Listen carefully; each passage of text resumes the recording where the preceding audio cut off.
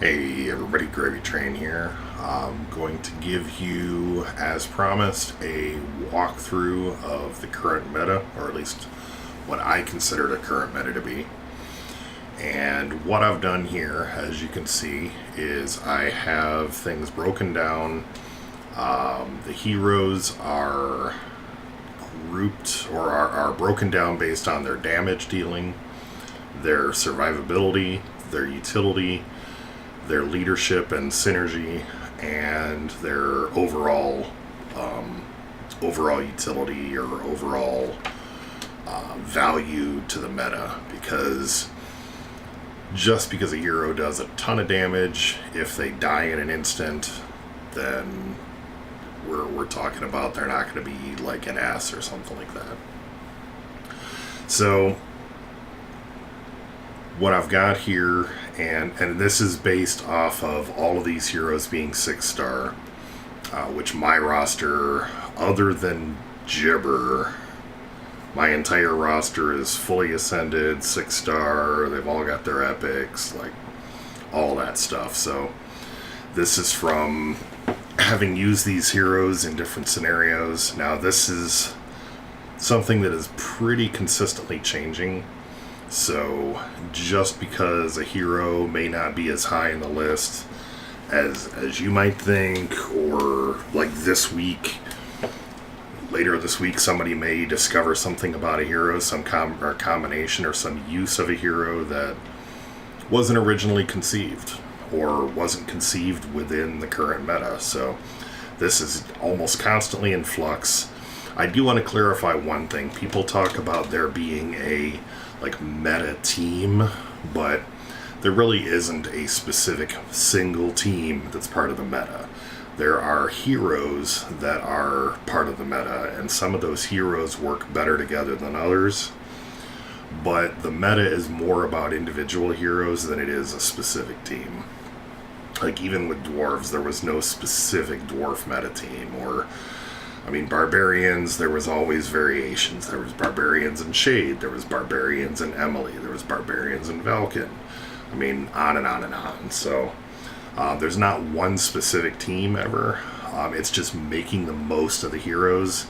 Ideally, you're going to build teams that revolve around heroes that are as high up in this list as you can, or at least as high up in the rankings as you can, and that have good synergies together. So that being said, let's go ahead and get started.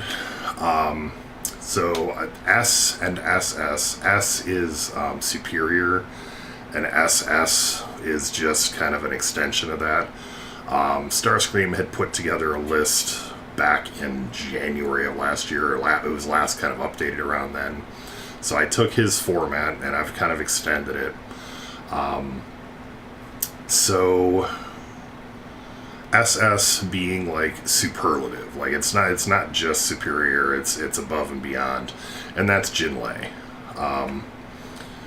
Jin is single-handedly changed the meta, and for a hero to be able to do that, be so important to the meta and meta teams. Like I said, basically, you've either got a team that has got Jinlei or that doesn't have Jinlei. So that's pretty impactful. His damage is definitely great. He has technically some of the highest damage in the game that I've ever seen when executed properly. His survivability is a C, which is just average. The C isn't bad. It's just my Jin has a defense of about 22,000. And I still call it a C because most people aren't going to have, A, they're not going to have a 6-star Jin. B, they're probably not going to have that much defense on them. So then his utility is an SS. Like, absolutely what he brings to a battle is more than anybody else brings to a battle. It's literally changes the course of the battle. And then leadership and synergy is kind of the same thing with those follow-up attacks and all the boosts that he does to shocked targets and everything else. So that's really what makes Jinlei an SS hero. I'm going to start going a little bit less in depth the further down the list we go. And I will post, I'm going to post a link to the spreadsheet. I'll share this spreadsheet out so that anybody can look at it, and then I'll just kind of keep this updated as we go forward. So as far as S heroes, there are going to be 5 S's. It's going to be Craw.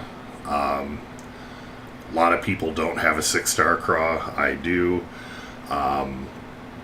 Even at 1-star, the ability, like Craw is the counter to Jinlei.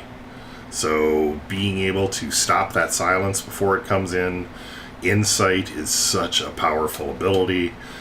He does really good damage. He's a healer. He does really good healing.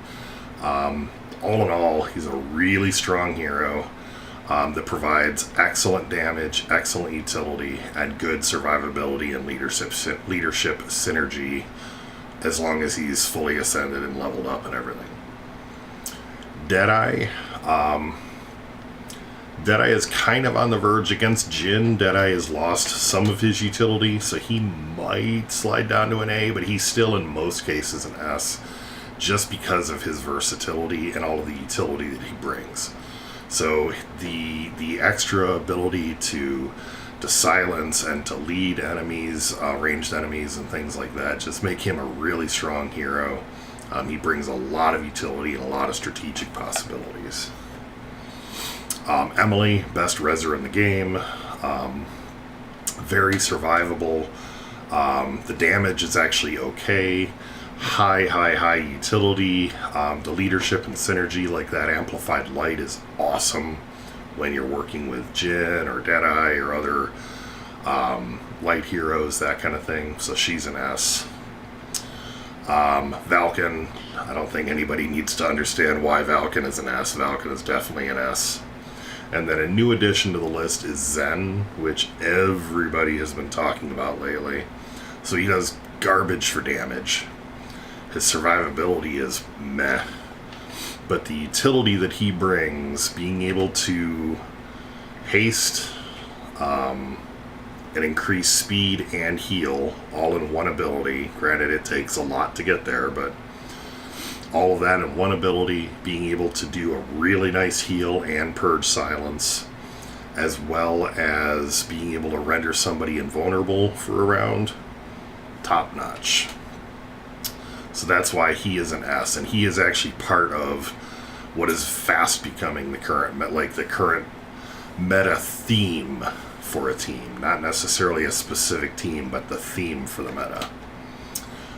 Going into less detail, once again, I will post this spreadsheet. So for the A's, you've got Abigail the Brutal, Balog, Dagrand,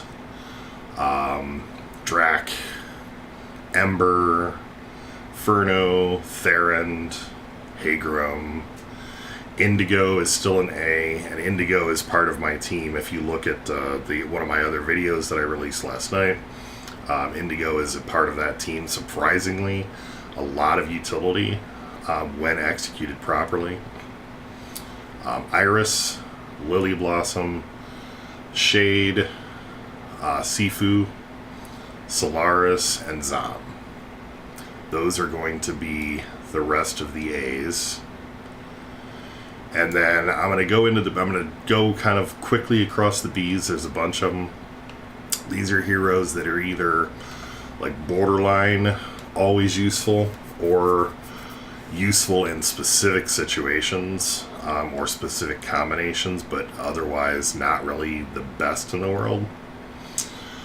So Black Diamond, great in certain circumstances. Bovis, great in certain circumstances. Braum, for the most part useful, not quite an A. Darius, kind of the same thing as Braum. Dagon, in the right groups with the right synergies, Dagon is actually decent. Otherwise, he's kind of eh. Echo, I mean, if you really need the energy, he can bring a lot of that, but and the lightning synergy, so he's really good for light synergy teams, but not a lot else. Gortusk, I can't bring myself to rate Gortusk any higher than a B. He does have his place. Some people really like him. He dies too easily for what his purpose is. He's supposed to be a tank. He's supposed to be able to survive, and he just can't. My Jin is tougher than Gortusk, so he will always be Kenny to me. Grognog, once again, good with like freeze teams, beast teams. Hensuke, good in certain circumstances. Hopper is really only good if you don't have an alternative and are looking for a way to shut down a Reser. That's it. And it's not even all that good against Solaris because of the feathers. Igarak, not really a great hero in general, but has some utility, good with monsters, that kind of thing, so it's a B. Kai, very good at what his role is, not much else.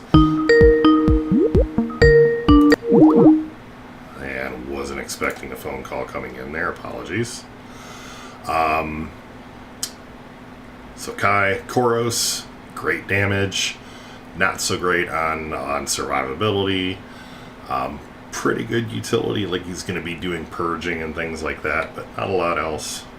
Malice, very situational. Marrow, great for paralyze, great for shock damage, lots of light synergy, not a lot else, very not survivable.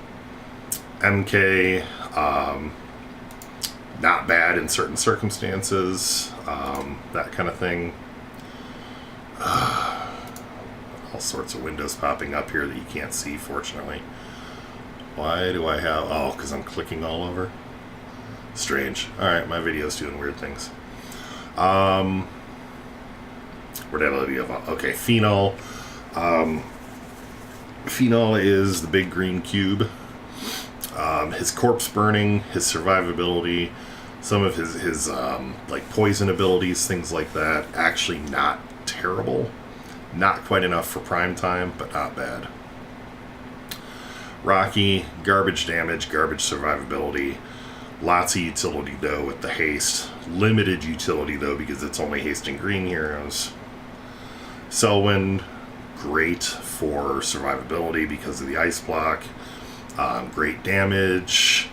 I mean, just not quite prime time because a lot of times freeze isn't all that viable, but it's definitely useful.